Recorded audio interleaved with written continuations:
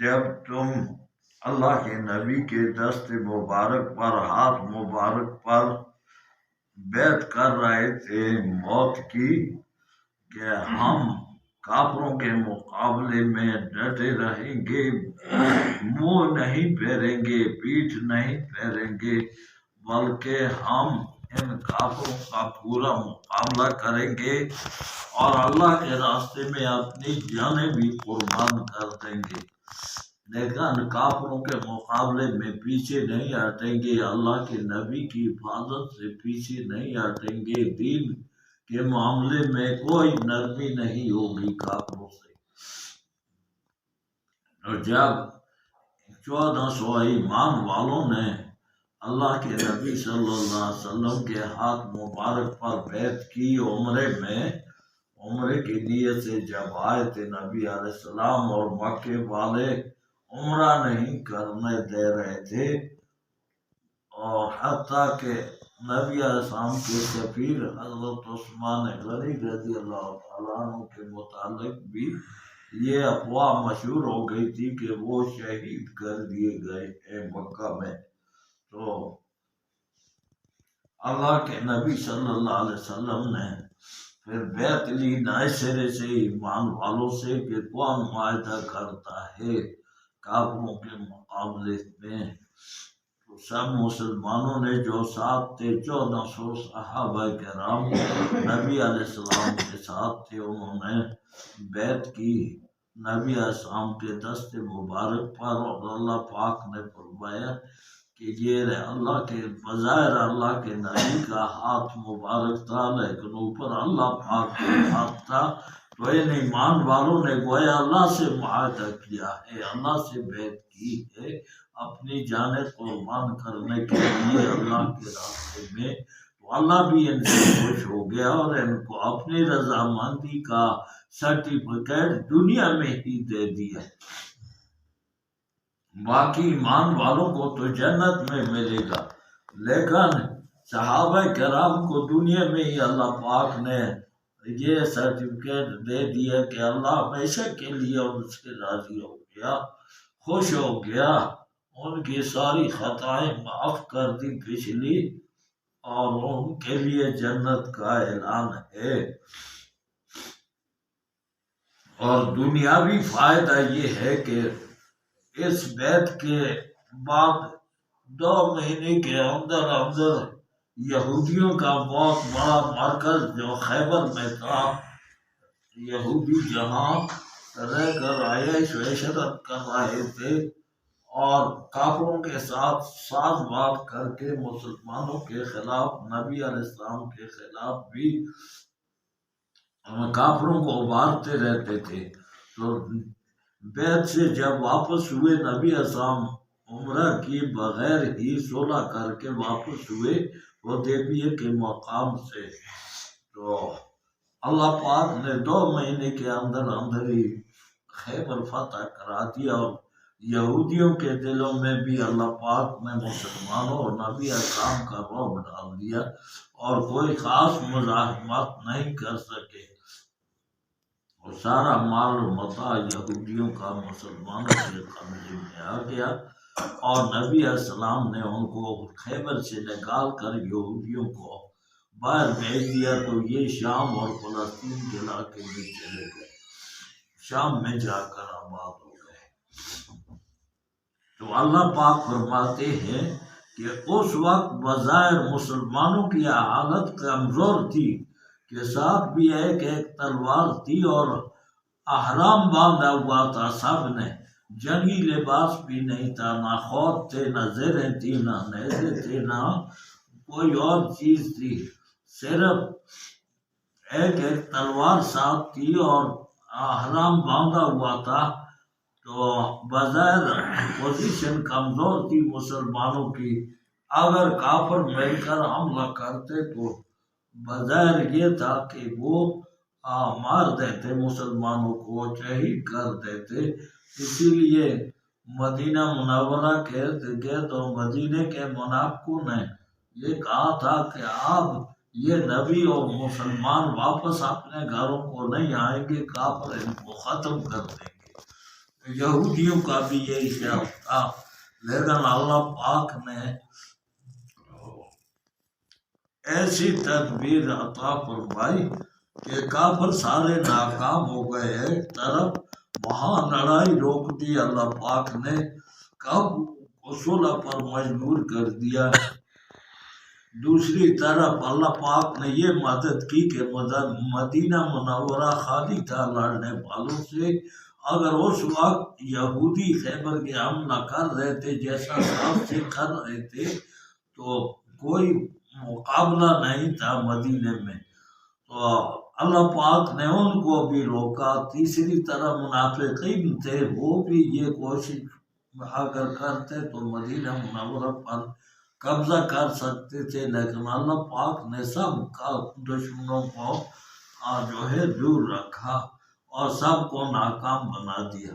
تو اللہ پاک فرماتے ہیں وَلَوْ قَاتَلَكُمُ الَّذِينَ كَفَرُوا، اگر یہ کافر لوگ لڑ جاتے حدیبیہ کے اس مقام پر یا آگے،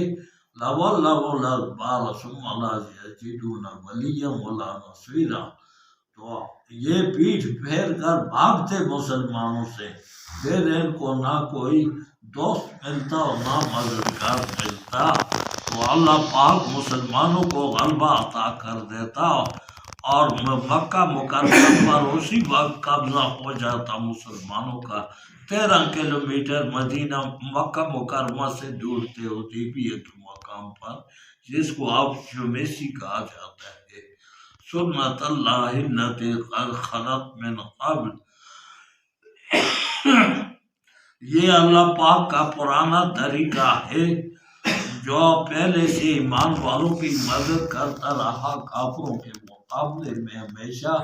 مسلمانوں کو ایمان والوں کو غلبہ عطا کیا کافروں کے مقابلے میں، باوجود تھوڑے ہونے کے۔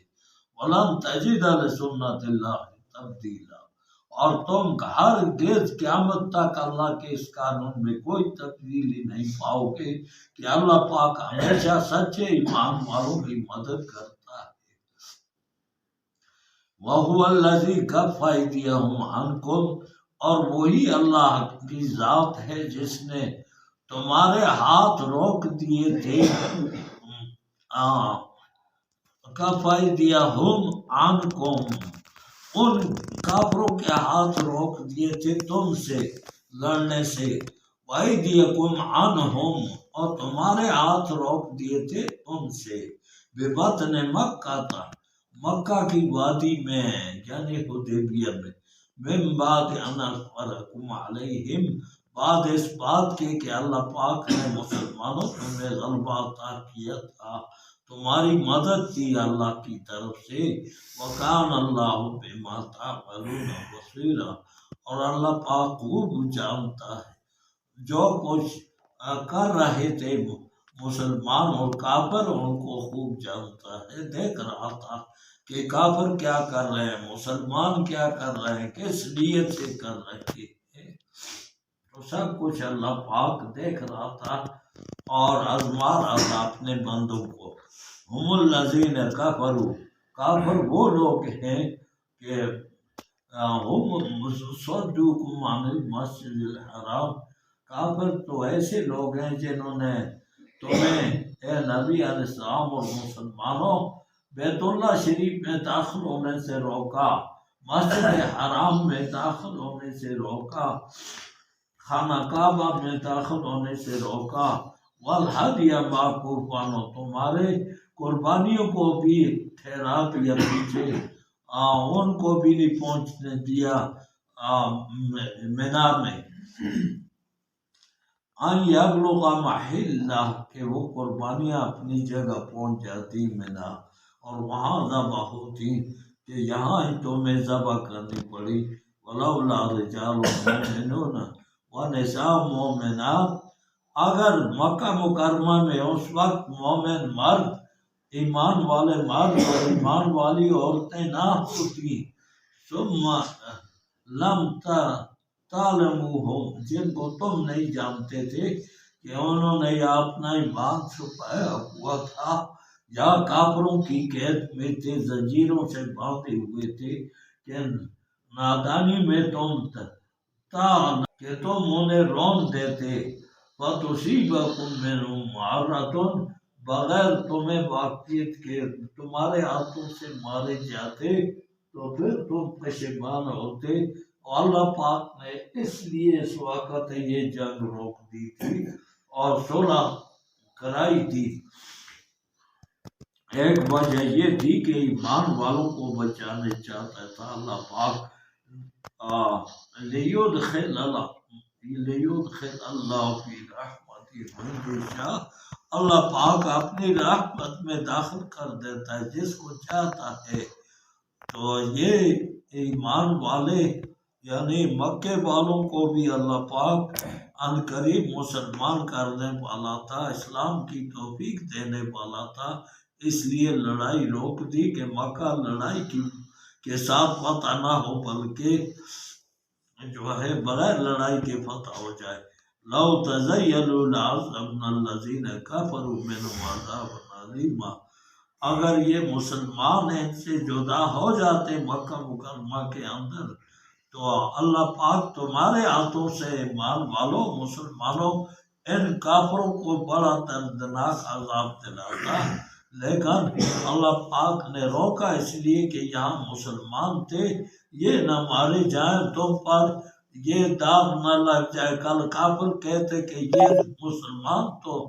اپنے بھائیوں کو بھی کلمہ پڑھنے والوں کو بھی مارتے ہیں، تو ایسا داغ جو ہے وہ نہ لگ جائے، تو اللہ پاک اس سے بھی بچانا چاہتا تھا صحابہ کرام کو، اس لیے جنگ نہ ہونے دی اللہ پاک نے۔ اذ جعل الذین کفروا، اور دیکھ لو کہ انہوں نے کافروں نے اس وقت یہ